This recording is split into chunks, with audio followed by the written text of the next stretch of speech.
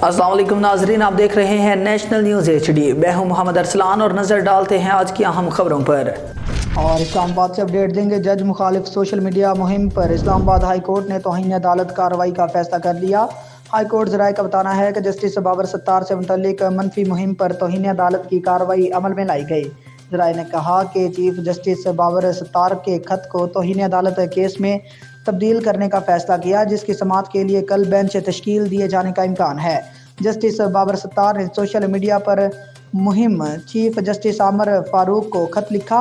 माहिर कानून शहबाज खोसा का कहना है कि हाई कोर्ट का फैसला खुशाइंद है। अदालत के पास इख्तियारात हैं जिसके मुताबिक कार्रवाई का फैसला किया गया है।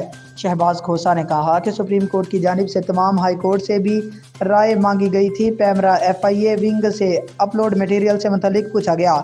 उनका कहना था कि मटेरियल कहां से अपलोड हुआ, FIA विंग ट्रेस कर सकता है। जजेस की ज़ाती ज़िंदगी के बारे में प्रोपेगेंडा किया गया जो इंतहाई गलत है। न्यूज़ स्टूडियो से फिल वक्त इतना ही। मज़ीद न्यूज़ के लिए हमारे साथ रहिएगा।